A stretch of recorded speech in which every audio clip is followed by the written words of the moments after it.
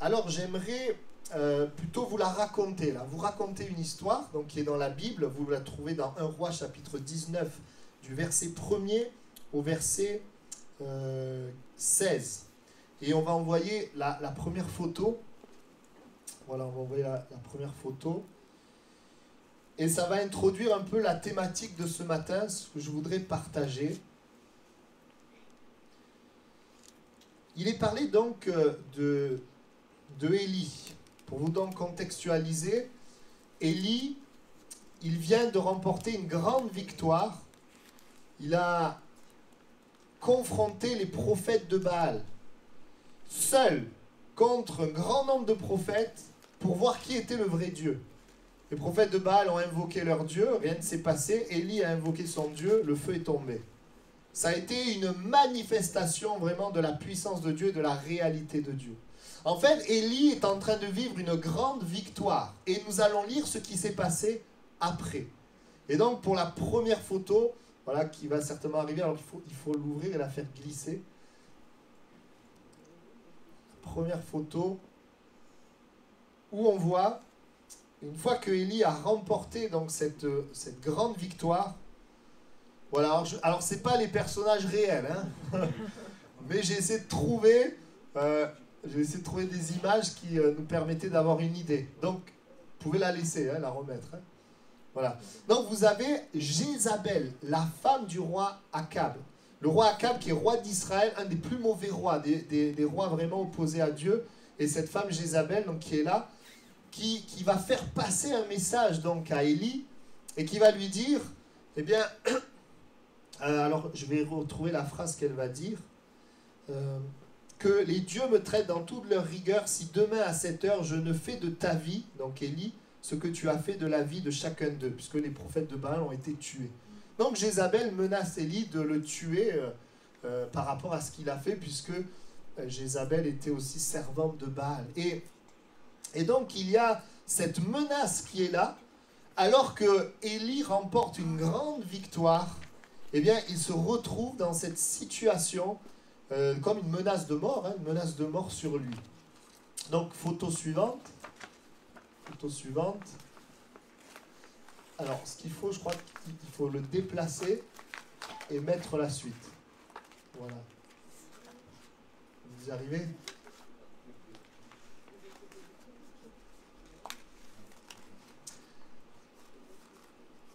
Alors, vas-y, hein, tu peux l'aider, peut-être. Alors, ce qui va se passer, c'est que Élie va donc être au courant de cette menace et il va marcher avec son serviteur, il va laisser son serviteur et partir dans le désert. Il va s'asseoir sous un genêt qui est là et là, il va être découragé et il va demander la mort. Il est découragé. Alors voyant donc cela, la menace de Jézabel, il se leva, s'en alla pour sauver sa vie. Il arriva à Beersheba, il laissa son serviteur, et là, sous un genêt, demanda la mort en disant « C'est assez maintenant, Éternel, prends mon âme, car je ne suis pas meilleur que mes pères. » Et il se coucha et s'endormit sous un genêt. Voilà, ça c'est la photo numéro 2. Est-ce qu'on arrive à voir la numéro 3 ? C'est pas évident, hein, les techniques. Et donc, dans la numéro 3, un ange va venir et va lui donner à manger pour le fortifier. Voilà, un ange va venir lui donner à manger pour le fortifier. Élie va le prendre, va se recoucher. L'ange va lui dire « Mange » parce que le chemin est long. Donc, il va prendre à nouveau, manger. Et puis, par la suite, eh bien, il va marcher ensuite vers la montagne d'Horeb. C'est pas grave pour les photos, tant pis. Il va marcher jusqu'à la montagne d'Horeb. Et là, à la montagne d'Horeb, eh bien, il va y avoir la manifestation, je dirais, de Dieu, mais d'une manière qu'Élie ne connaissait pas. Et la Bible dit, voilà, alors, vas-y Armen, alors si tu es là. Voilà, donc ça c'est l'ange qui donne à manger. Voilà, tu peux passer la suivante. Ensuite, là, il voit la montagne d'Horeb. Il va donc à Horeb. Tu peux passer la suivante. Et puis là, il va y avoir, la Bible dit, dans un premier temps, un vent fort et violent qui déchirait les montagnes et brisait les rochers. L'Éternel n'était pas dans le vent. Après le vent, ce fut un tremblement de terre. L'Éternel n'était pas dans le tremblement de terre. Photo suivante. Et après le tremblement de terre, un feu. Et l'Éternel n'était pas dans le feu. Photo suivante. Après le feu, un murmure doux et léger. Quand Élie l'entendit, il s'enveloppa le visage de son manteau. Il sortit et se tint à l'entrée de la caverne. Et là, il va entendre la voix de Dieu. Une voix, je crois que c'est tout, hein, il n'y a pas d'autres photos. Et là, une voix lui fit entendre ces paroles. Que fais-tu ici, Élie? Et il va répondre, j'ai déployé mon zèle pour l'Éternel, le Dieu des armées, car les enfants d'Israël ont abandonné ton alliance. Ils ont renversé tes autels, ils ont tué par l'épée tes prophètes. Je suis resté moi seul et ils cherchent à m'ôter la vie. Et là, l'Éternel lui dit, va, reprends ton chemin par le désert jusqu'à Damas. Et là, Dieu va donner des indications. Tu oindras Hazaël pour roi de Syrie, Jéhu, fils de Nimshi, pour roi d'Israël, et Élisée pour prophète à ta place. Et là, donc, Dieu va lui parler et va relancer Élie, qui finalement s'est arrêté et découragé. Et ce matin, j'aimerais vous parler de quelque chose. J'aimerais vous parler en fait de la tendresse de Dieu. Dans ce moment-là, Élie va expérimenter Dieu d'une manière qu'il ne connaissait pas. Élie était habitué à la puissance, à la force. Et là, il va voir Dieu dans un murmure doux et léger. Dieu ne va pas se manifester de la même manière, de la manière qu'il connaissait déjà. Savez-vous que la Bible parle de la tendresse de Dieu? Dans le Nouveau Testament, dans l'Ancien Testament, qu'est-ce que la tendresse? Alors, si on prend une définition dans notre culture, la tendresse, c'est une forme d'affection, de sensibilité, de considération bienveillante à l'égard d'un autre. Voilà, ça c'est si on prend une définition un petit peu générale. Et on voit dans la parole de Dieu, par exemple dans Lamentation de Jérémie, chapitre 4, verset 10, il est dit « Les femmes, malgré leur tendresse ». Et le mot tendresse, là, c'est « rachmani ». Rachmani. Et de ce mot Rachmani est venu donc Racham, qui est traduit de différentes manières. Par exemple, dans Michée 7, 19, il aura encore compassion de nous. Le mot compassion, c'est Racham, c'est-à-dire il y a une notion de tendresse. Et dans Michée 7, 19, il dira, il aura compassion de nous, il mettra sous ses pieds nos iniquités, tu jetteras au fond de la mer tous leurs péchés. La tendresse de Dieu. Dans Ésaïe 49, 15, on retrouve encore le mot Racham qui est traduit là par pitié. Une femme oublie-t-elle l'enfant qu'elle allait? Parce qu'une des plus belles images de la tendresse, c'est la mère et son enfant. Et là, on a le mot juste après. N'a-t-elle pas pitié dans Racham? N'a-t-elle pas pitié, autrement dit, de la tendresse pour le fruit de ses entrailles? Quand elle l'oublierait, moi je ne t'oublierai point. On voit donc ce mot hébreu, Racham, qui parle de la tendresse. Dans Jérémie 31, 20, il est dit ceci, « Ephraïm est-il donc pour moi un fils chéri, un enfant qui fait mes délices? Car plus je parle de lui, plus encore son souvenir est en moi. Aussi mes entrailles sont émues en sa faveur. J'aurai pitié, Racham, de lui, dit l'Éternel. » La tendresse de Dieu. Dans le Nouveau Testament, vous trouvez Paul dans Philippiens 1, 8 qui dira, et là c'est le mot splakshonon, car Dieu m'est témoin que je vous chéris tous avec la tendresse de Jésus-Christ. La Bible parle de la tendresse de Jésus-Christ. Donc, derrière le mot tendresse, j'aimerais qu'on puisse comprendre ce qu'il y a. Tendresse, en fait, c'est la compassion, l'affection, et on prend, il y a des passages de la Bible qui parlent d'être pris aux entrailles. C'est-à-dire qu'il y a un lien, en fait, je pensais à cela, avec la filiation. Vous savez, lorsque, personnellement, j'ai eu mon premier enfant, donc Lilia, ça a été un des moments les plus marquants de ma vie, parce que quand mon enfant est né, c'est pas pareil que quand un enfant de n'importe qui naît, vous comprenez? Il y a quelque chose en nous, il y a quelque chose qui nous prend aux entrailles et qui nous touche, parce que c'est justement le fruit de nos entrailles, c'est l'enfant qui vient de nous, et il y a de la tendresse qui est naturelle, elle fait rien forcément pour mériter de la tendresse, c'est un bébé qui est là, mais c'est vraiment quelque chose qui est profond et puissant. Et j'aimerais vous dire ceci, Dieu a de la tendresse pour l'être humain qu'il a créé. Parce qu'il y a un lien entre Dieu et l'homme. Dieu a créé l'homme, nous sommes ses créatures. Et j'aimerais qu'on comprenne bien ceci. Quand un homme souffre, en fait, Dieu souffre. Vous savez, des fois, nous, on parle, bon, voilà, l'homme est éprouvé. Et des fois, on voit Dieu comme ça, qui est là, qui est là pour regarder un peu comment l'homme va réagir dans l'épreuve. Est-ce qu'il va bien réagir ou pas? Mais ce n'est pas du tout la vision que la parole de Dieu nous montre. La bonne vision, c'est cette parabole du fils prodigue. Quand le fils est loin, le père, il souffre. Le père, il attend. Pourquoi? Pourquoi? Tout simplement parce qu'il est le créateur. Et donc, dans le mot racham, il y a cette notion d'entraille, d'affection, de compassion. Et j'aimerais vous dire ceci, Dieu a de la tendresse pour les êtres humains qu'il a créés. Dieu aime, a compassion des êtres humains qu'il a créés. Qu'ils soient loin de lui ou près de lui. Quand ils sont loin, ils souffrent. Et évidemment, le péché de l'être humain le sépare et l'empêche de goûter, de toucher cette tendresse. Et nous le verrons, nous en parlerons, quand nous venons à Jésus, nous pouvons pleinement être aimés de Dieu. Nous pouvons pleinement goûter à cette tendresse, profiter, bénéficier de cette affection, de cette tendresse. J'aimerais dire, la tendresse n'est pas de la faiblesse ou du laxisme. Des fois, on est là, on pense que si on est tendre, c'est qu'on n'a pas d'autorité. Non. Vous savez, Jésus, il a commencé son ministère, son Père lui a dit, voici mon Fils bien-aimé en qui j'ai mis toute mon affection. La tendresse est une force. Quand tu sais que tu es aimé de Dieu, quand tu es aimé de Dieu, c'est une force. Amen.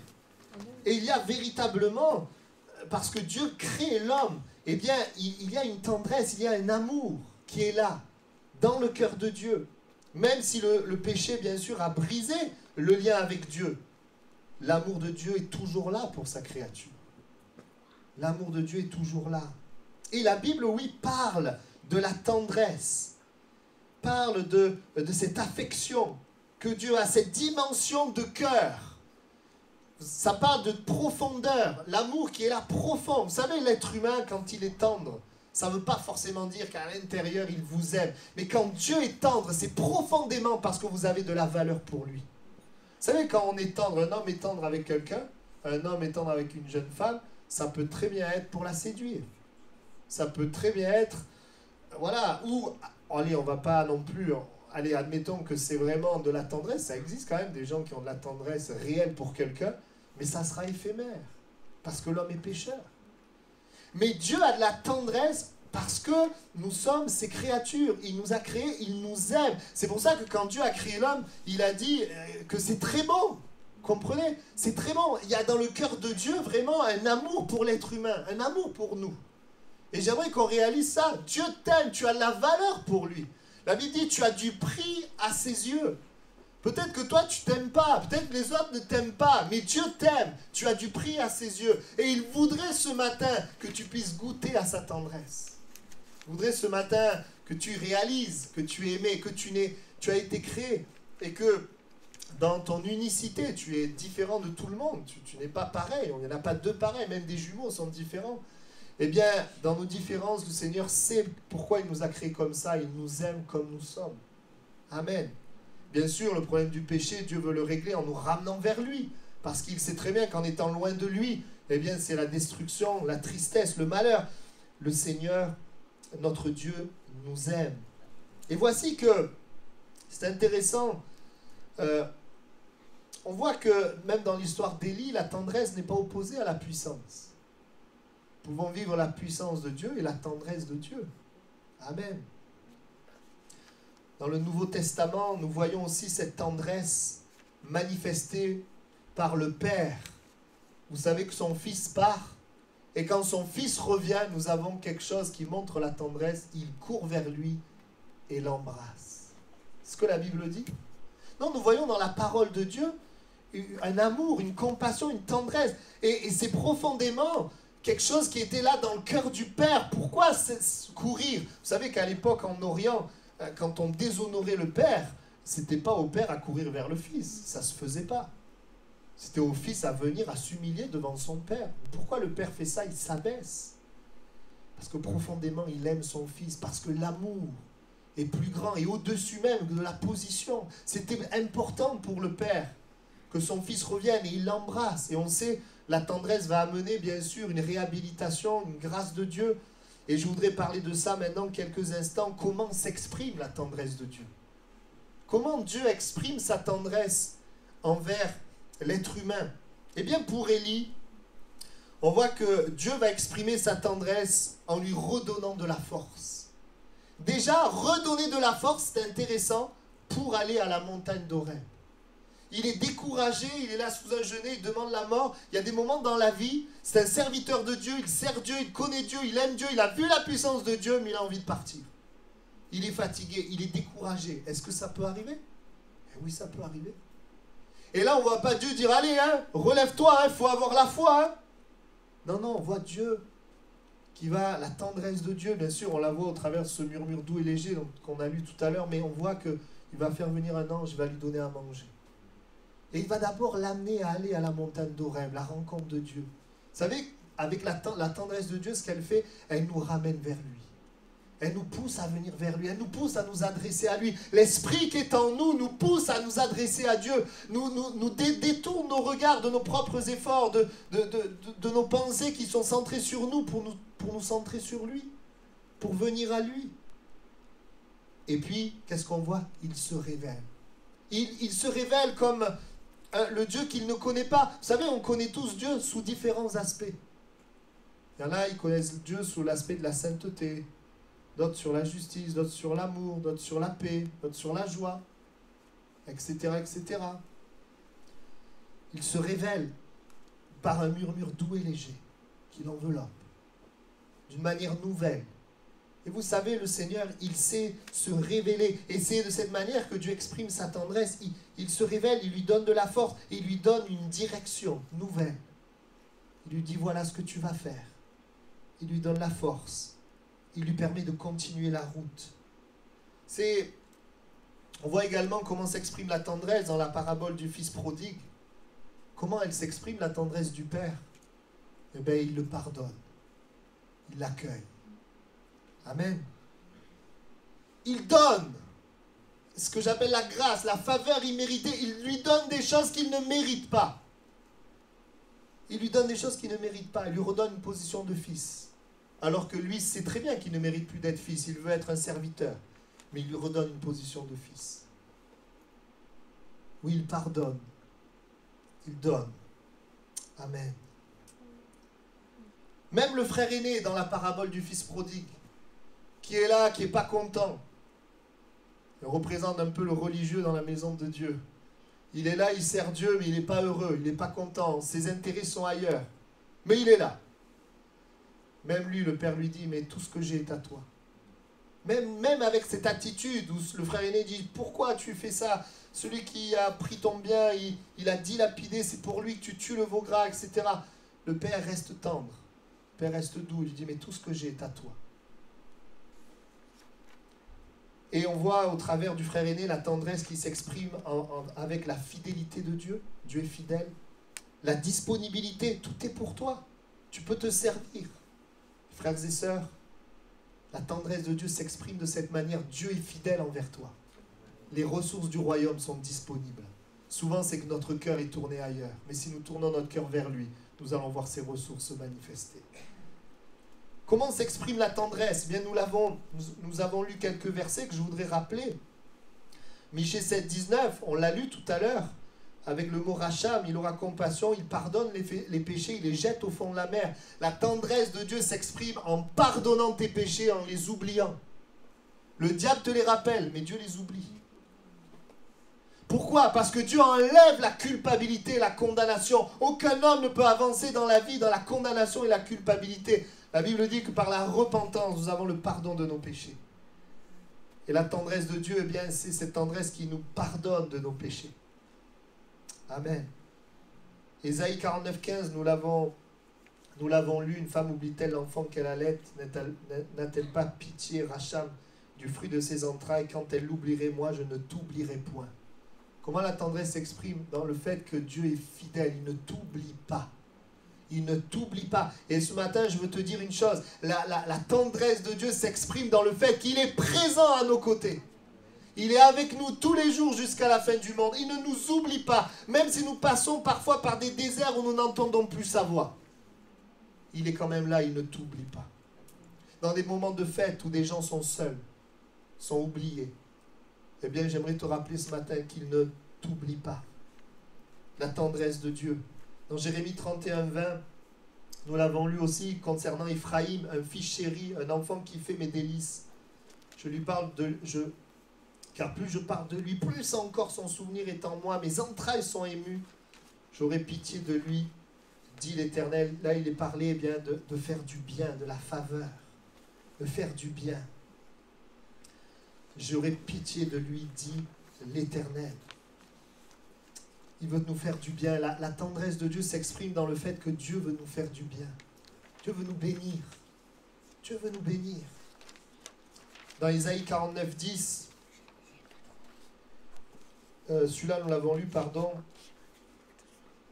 Non, c'est ça, Ésaïe 49, 10, c'est 49, 15 que nous avons lu, pardon. Ésaïe 49, 10, il est dit aussi ceci. Celui qui aura pitié d'eux, Racham encore, la tendresse sera leur guide. La tendresse de Dieu, elle s'exprime dans le fait qu'il guide et il dirige nos vies. Vous savez, frères et sœurs, je suis tellement heureux d'appartenir à Dieu. Et je vais vous dire quelque chose. Dieu, vraiment, mon avenir, je sais qu'il y a des promesses, etc. Mais réellement, plus j'avance et plus je me rends compte que je ne contrôle pas les choses. Mais je suis tellement heureux de savoir qu'il est mon guide. Parce que moi, quand je veux guider ma vie, les choses ne se passent pas comme j'ai pensé. Une seule journée, même quand tu veux guider une journée, dans une journée, tu as des imprévus, ça ne se passe pas comme tu veux. Des fois, oui. Mais des fois, non. Je suis tellement heureux de savoir que Dieu est tendre envers moi et que sa tendresse, elle se manifeste dans le fait qu'il guide ma vie. Si je suis sur un chemin qui est dangereux pour moi, il va me montrer le bon chemin. Après, bien sûr que j'ai ma part aussi à faire. À le laisser me guider. Parce que Dieu ne peut pas guider des gens qui ne veulent pas être guidés. Mais combien c'est bon de savoir que sa tendresse, c'est le fait qu'il nous guide, il nous dirige. Comme un papa, finalement, une maman, qu'est-ce qu'elle fait avec ses enfants? Elle est aussi un guide, elle montre la voie, elle enseigne, elle aide son enfant. Elle ne laisse pas son enfant se prendre un mur. Elle l'aide, ça n'empêche pas. Parfois, les enfants se prennent un mur, mais ça, c'est parce que l'enfant n'écoute pas la mère. Mais on est là comme un guide. Notre Dieu est un guide.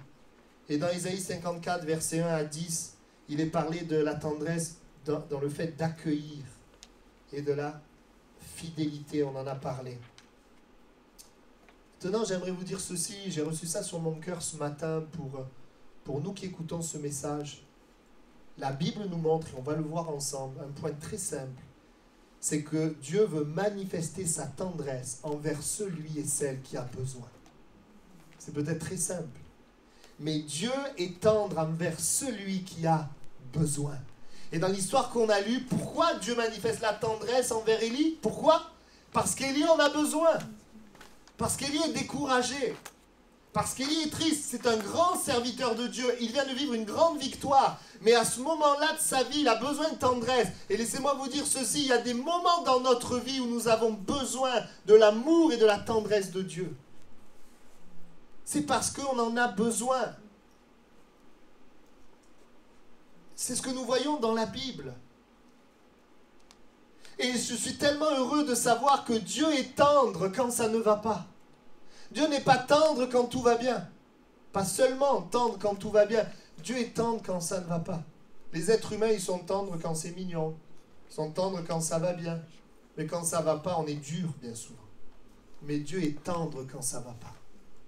La tendresse de Dieu est pour toi. Peut-être qu'il ne va pas. Élie est dans ce moment, oui, où il y a besoin. Il est découragé.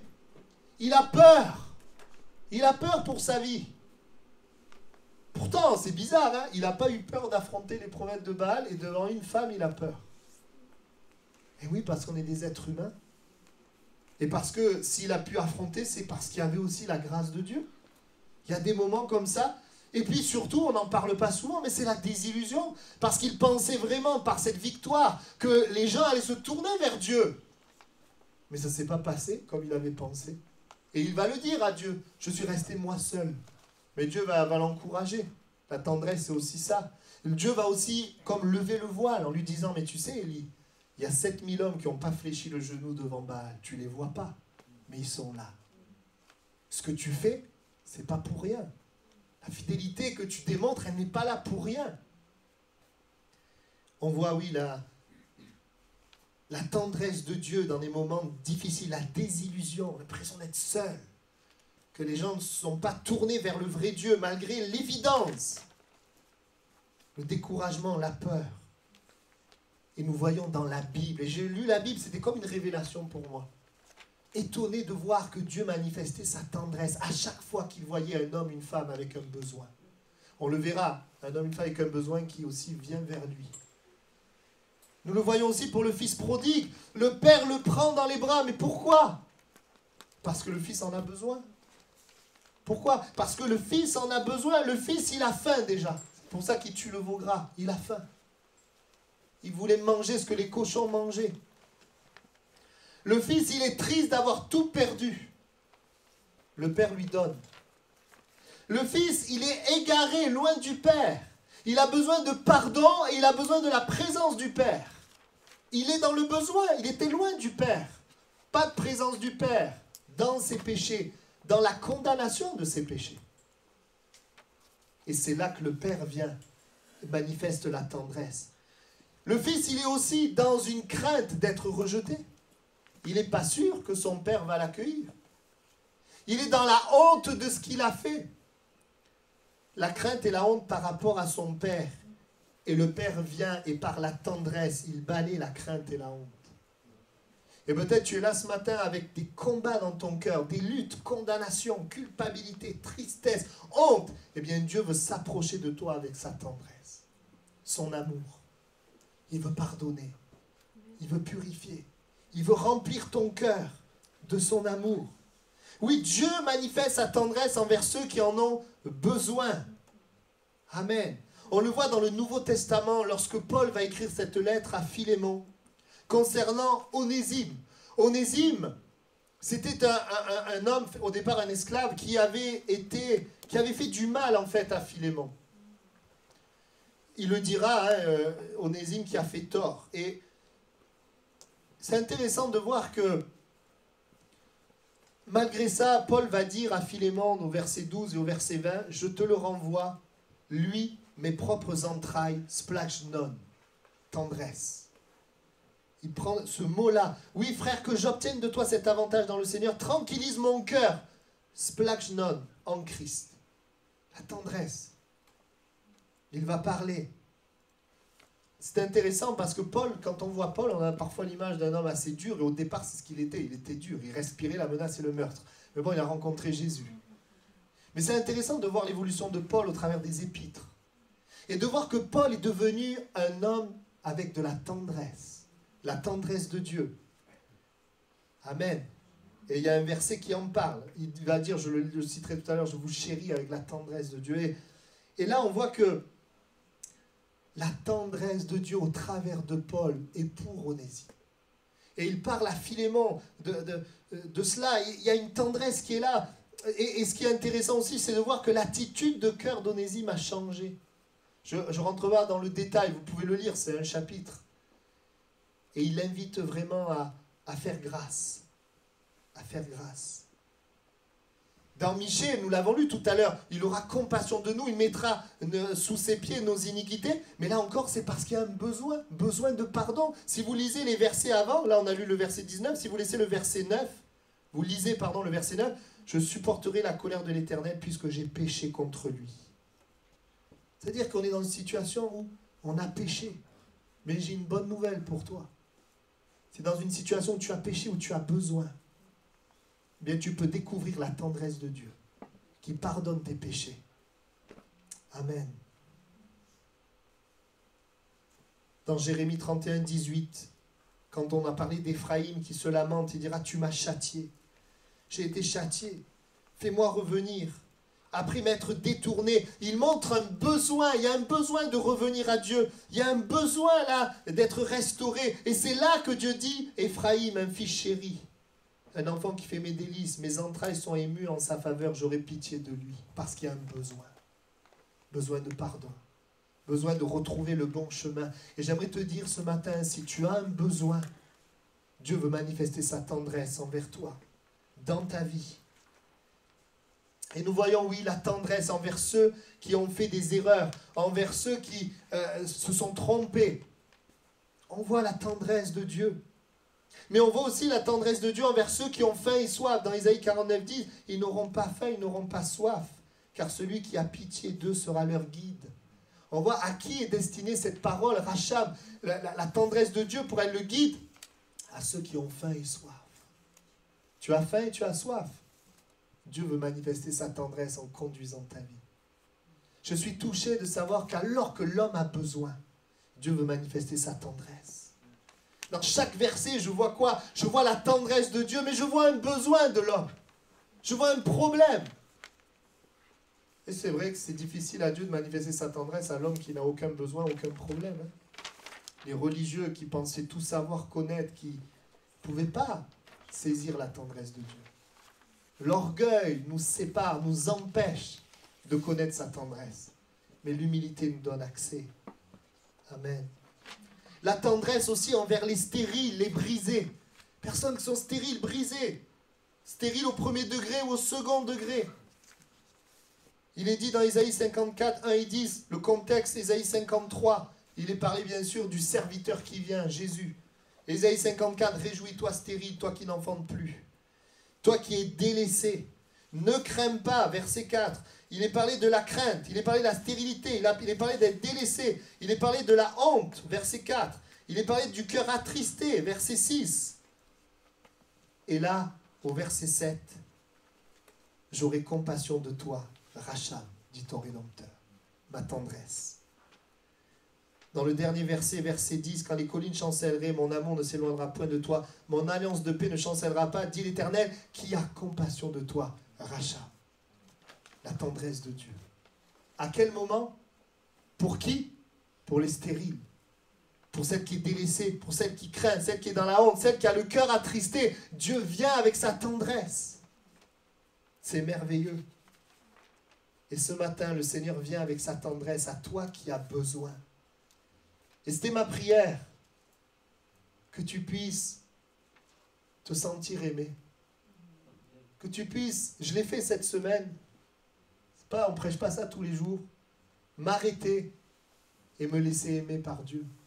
Et être conscient que le Seigneur m'aime, qu'il m'accepte. À un moment donné, ne pas être focalisé sur tous mes défauts, tous mes problèmes, tout ce qui ne va pas. Parce que j'aime Dieu, je veux plaire à Dieu. Mais parce que j'aime Dieu et que je veux plaire à Dieu, je ne vois tout ce qui ne va pas. Je vois tout le chemin à parcourir.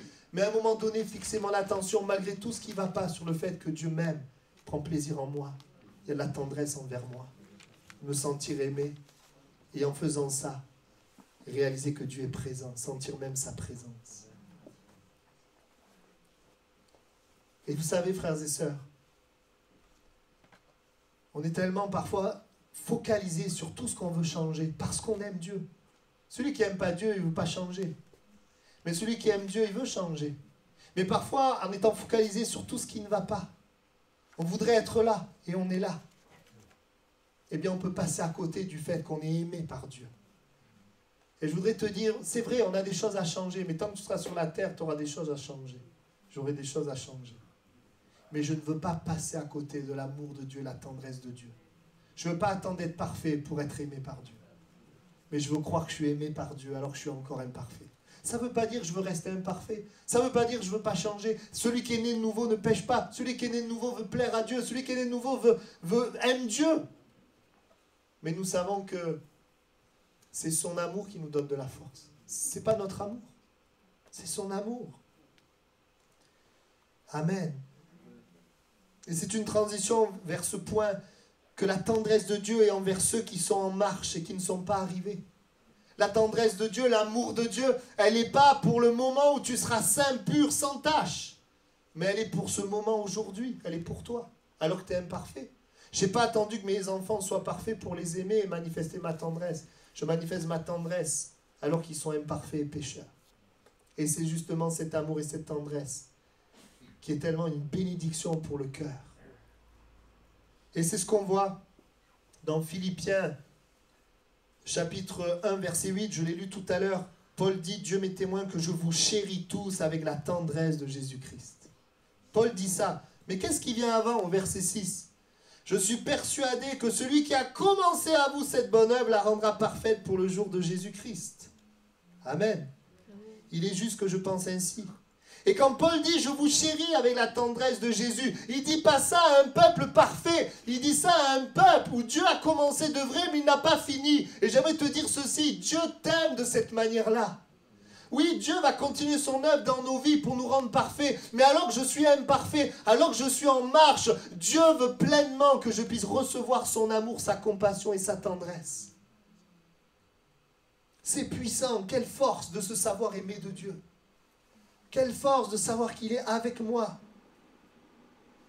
Oui, Dieu va continuer son œuvre. Et ça n'empêche pas, Paul dira, je souhaite que votre amour augmente de plus en plus en connaissance, en intelligence, etc., etc.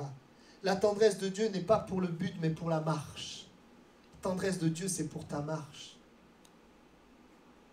Amen. Je suis papa, je ne vais pas être tendre avec mon enfant juste le jour où il aura réussi tout. Le jour où tu as réussi, ah mon fils, c'est bien. On a besoin de tendresse quand on a besoin, quand on échoue, quand c'est difficile. Combien de personnes aujourd'hui ont été détruits parce que dans les moments où ils ont besoin, au lieu d'avoir de l'amour et de la tendresse, ils ont reçu du jugement, des critiques. Frères et sœurs, voilà le cœur de Dieu. Et je désire qu'ensemble, nous puissions nous sentir aimés de Dieu. Nous puissions savoir que nous sommes aimés de Dieu, qu'il y ait de la tendresse. Oui, tu es précieux pour moi. Parce que c'est aussi comme ça que nous pourrons manifester la tendresse de Dieu envers les gens qui ont des besoins. Amen. Sur le chemin, nous sommes souvent plus conscients de nos lacunes que de sa tendresse. Alors oui, il y a des gens, ils ne voient jamais leurs lacunes. C'est vrai.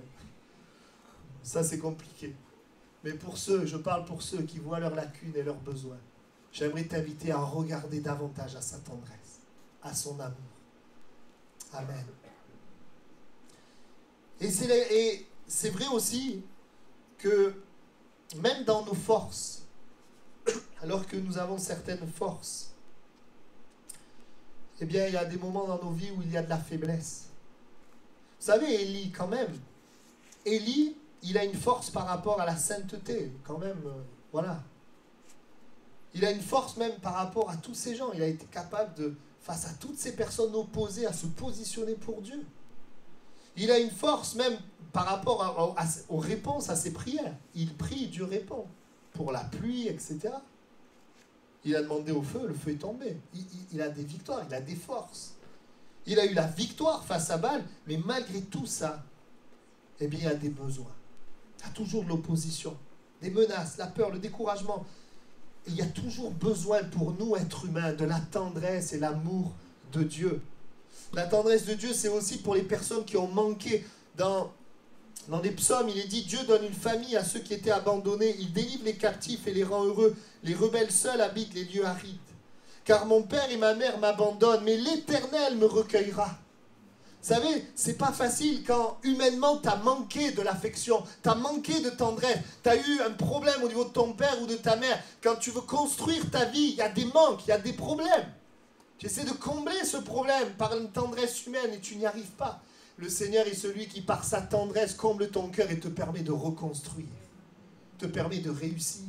Et à tous ceux qui ont grandi avec des manques, avec des problèmes, j'aimerais te dire que Dieu, il voit ce besoin, il voit ce manque. Et la réponse de Dieu à ce manque, c'est sa tendresse, son amour. À ceux qui ont manqué. Et oui, Dieu nous permet de donner ce qu'on n'a pas reçu des hommes parce qu'on l'a reçu de Dieu. Vous savez, on ne peut pas donner ce qu'on n'a pas reçu. Quand on n'a pas reçu d'affection, de tendresse, je vois dans le service de Dieu des jeunes femmes qui n'ont pas été aimées, qui cherchent l'amour chez les hommes et qui sont encore plus déçues. Et le creux, le vide est encore plus grand. La tendresse de Dieu comble nos cœurs. L'amour de Dieu, il est notre créateur. Il est ton créateur. Pour certains, il est ton père. Dieu est ton père. Et si Dieu n'est pas encore ton père, Dieu veut le devenir. Les personnes... Je vais passer, parce que je vois que le temps passe, et je vais terminer. J'aimerais vous dire ceci, sa tendresse nous change et nous transforme. La tendresse de Dieu nous permet véritablement de faire grâce à ceux qui sont autour de nous. La tendresse de Dieu nous donne de la reconnaissance, nous donne de l'assurance. Vous pouvez lire 1 Thessaloniciens 2, 7, 13, mais je ne le ferai pas ce matin. J'aimerais passer au point suivant. Si c'est vrai que Dieu manifeste sa tendresse envers ceux qui ont besoin, le point suivant, c'est qu'il faut apprendre à se laisser aimer par Dieu. Il faut accepter cette tendresse. Se laisser aimer, c'est quoi? C'est venir à lui. On voit que Élie, même si Dieu voulait manifester sa tendresse, au départ, il est dans une position où il ne veut pas recevoir. Il veut mourir, il s'allonge, il dort, il est dans cette position. Et à un moment donné, il va falloir qu'il mange et qu'il aille à la montagne de Dieu. Et quelque part dans nos vies, oui, Dieu veut manifester sa tendresse, mais il est important pour nous d'accepter cet amour. De venir à lui. De nous approcher de lui tel que nous sommes, de venir à lui, de manger sa parole qui nous vivifie. Parce que Dieu peut envoyer ce matin une parole qui peut guérir ton cœur, mais il faut que tu la manges. Il a fallu qu'il mange pour pouvoir marcher à la montagne d'Horeb et découvrir ce murmure doux et léger. Se laisser aimer par Dieu. On voit cela, comment on peut refuser dans Matthieu 23, 37, 39, qui est vraiment une image de la tendresse de Dieu. Et Dieu prend une image qui est très parlante et qui montre aussi que nous pouvons le refuser. Jérusalem, Jérusalem, qui tue les prophètes et qui lapide ceux qui te sont envoyés. Combien de fois ai-je voulu rassembler tes enfants comme une poule rassemble ses poussins sous ses ailes et vous ne l'avez pas voulu. Voici votre maison vous sera laissée déserte. C'est un texte qui montre bien le cœur de Dieu, ce cœur de tendresse, puisqu'il se compare lui-même à une poule qui rassemble ses poussins. Mais il dit, vous ne l'avez pas voulu, et donc la destruction est là. La destruction n'est pas dans le cœur de Dieu. La destruction est dans le fait que l'homme n'a pas besoin de Dieu. L'homme ne vient pas à Dieu, mais le cœur de Dieu souffre pour ceux qui ne veulent pas de lui. Le cœur de Dieu veut rassembler, veut manifester sa tendresse. La maman qui prend les poussins sous son aile, une image de la tendresse, de la protection, de l'amour de Dieu. Acceptez d'être aimé par Dieu. Je vais vous dire ceci ce matin. Si dans votre cœur vous vous ouvrez, vous vous abandonnez, le Saint-Esprit vous touchera. J'ai vu des personnes très souvent dans les baptêmes de l'Esprit, alors que nous prions et que le Saint-Esprit vient. J'ai vu vraiment des personnes expérimenter et recevoir la tendresse, l'amour de Dieu. Être consolé. Parce que c'est le Saint-Esprit qui fait ça. C'est un esprit d'amour, un esprit de consolation. Et ce matin, je voudrais vraiment t'inviter à ouvrir non pas ton cœur à des pensées qui te disent tout le temps tu es seul, personne ne t'aime, tu es loin, tu n'arriveras pas, regarde tes échecs, mais ouvrir ton cœur à la vérité de la parole de Dieu, que Dieu va manifester sa tendresse envers toi. En tant qu'être humain, nous avons besoin d'être aimés. C'est un des plus grands besoins, nous avons besoin de relations. Nous avons besoin d'être aimés, mais l'être humain n'a pas besoin que de relations humaines, il a besoin de relations divines. Nous avons besoin d'une relation avec Dieu. Nous ne le voyons pas, mais Dieu est bien réel, et plus réel même, et plus puissant que ce qui est humain, parce qu'il peut combler ton cœur, alors que l'amour humain ne le peut pas. L'amour qui peut combler ton cœur, il est invisible. L'amour visible que tu vois, lui, ne peut pas combler ton cœur. Et je voudrais nous inviter ensemble à venir à lui, comme Élie est venu. Est-ce que Élie a fait beaucoup d'efforts, beaucoup de choses? Il a juste accepté, reçu, cru, saisi. C'est mon désir pour nous ce matin. Amen. Et mon dernier point, donc pour terminer, c'est que tout ça s'est passé à la montagne d'Horeb. Quand vous regardez la montagne d'Horeb, vous vous rendez compte, par exemple, dans Deutéronome 5, 2, 5, mais vous trouvez d'autres passages qui en parlent, c'est la montagne de l'alliance. L'Éternel, notre Dieu, a traité avec nous une alliance à Horeb. C'était à Horeb que l'alliance a été traitée. Et l'alliance entre Dieu et l'homme, vous savez qui l'a faite? C'est Jésus-Christ. Et Horeb, c'est aussi une image du fait de venir à Jésus. La tendresse de Dieu vient par Jésus. Si Dieu s'est révélé à Élie, c'est parce que Élie est allé à Horeb, le lieu de l'alliance. Comment Dieu peut manifester sa tendresse dans nos vies? Au travers de Jésus-Christ. Au travers de Jésus, de sa mort à la croix. Quand Jésus meurt à la croix, il permet à l'homme de faire une alliance avec Dieu. Il permet à l'homme non pas de goûter à la tendresse de Dieu, de vivre dans son amour, dans sa tendresse. Amen. Et vous savez quoi? C'est Noël en ce moment, c'est les fêtes.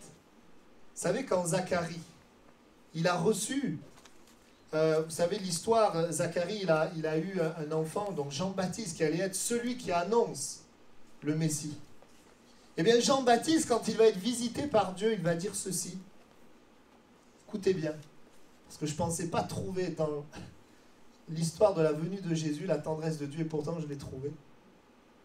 Verset 68, « Béni soit le Seigneur, le Dieu d'Israël, de ce qu'il a visité et racheté son peuple, et nous a suscité un puissant sauveur. » De qui il parle? De Jésus. « Dans la maison de David, son serviteur, comme il l'avait annoncé par la bouche de ses saints prophètes des temps anciens. Un sauveur qui nous délivre de nos ennemis et de la main de tous ceux qui nous haïssent. » Il est en train de parler de Jésus. « C'est ainsi qu'il manifeste sa miséricorde envers nos pères et se souvient de sa sainte alliance, selon le serment par lequel il avait juré à Abraham, notre père, de nous permettre, après que nous serions délivrés de la main de nos ennemis, de le servir sans crainte. En marchant devant lui dans la sainteté, dans la justice, tous les jours de notre vie. Et toi, petit enfant, là maintenant il parle de Jean, tu seras appelé prophète du Très-Haut, car tu marcheras devant la face du Seigneur pour préparer ses voies. Afin, regardez, et là il va reparler de Jésus, afin de donner à son peuple la connaissance du salut par le pardon de ses péchés, écoutez bien, grâce aux entrailles de la miséricorde de notre Dieu, en vertu de laquelle le soleil levant, Jésus, nous a visités d'en haut. Ou Dieu, mais qui parle de Dieu qui envoie Jésus sur la terre. Et on trouve la tendresse de Dieu, verset 78, grâce aux entrailles de la miséricorde de notre Dieu. Qu'est-ce que ça veut dire? La tendresse de Dieu s'est manifestée en ce qu'il a envoyé Jésus sur la terre. Et j'aimerais aujourd'hui vous dire que Noël, eh bien c'est cette tendresse de Dieu qui a amené Jésus pour nous réconcilier avec Dieu et vivre dans son amour et dans sa tendresse.